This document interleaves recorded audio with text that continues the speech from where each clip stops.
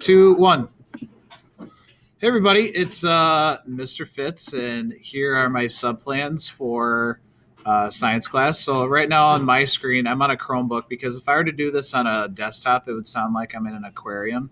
So I'm doing this on a Chromebook. So you should see Sherelle Science, and with that, we are going to learn about soil. So the first thing that I'm going to have you do is you should be independent enough to go on the GoChem form. And I have the standard there for you, which is soil conservation, and then 4 different ways that you can,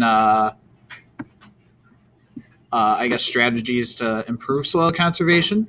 So you're going to be learning about those 4 things. And I want you to go through the whole GoChem process and then stop at when it comes to how you're going to measure and modify. Okay, so you're going to do that independently. You can have a partner help you out. Miss B can help you out. This should be a pretty smooth process for you because you've been through it so many times before. Then you're going to go back to the classroom, and you are going to click on 2018 Soil Conservation Guide, which is on the board. And I actually have my class in here right now, so I'm going to explain it to you and my class at the same time. So what I have is a little invitation from the University of Wisconsin in Madison. Their agriculture and life sciences department. If Mr. Cook was critiquing me, he might say that I used this image and it was copywritten because I did not ask for permission, but I'm using it for educational purposes, so it should be good. Here's what it says. You have been hired by the agricultural department at the University of Wisconsin to educate people on different strategies of farming.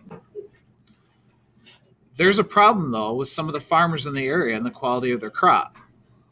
So what you have to do is, how can these farmers prevent erosion on their cropland?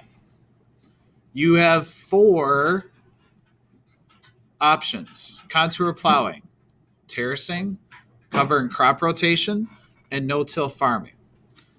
Then you need to come up with a list of what would be the positives of contour plowing and the negatives of contour plowing.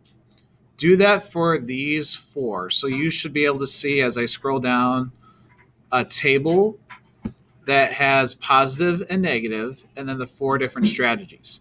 Now, through your research, it's not going to come out and just tell you everything about it. You're going to have to do some thinking on your own in order to come up with decisions.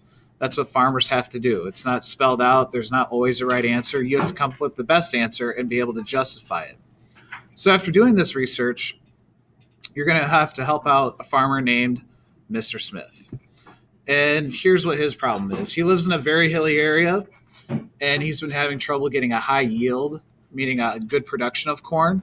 It was really good the first year or 2, but then after that, his production started to diminish, meaning overall smaller in size, and some of the crop was dying.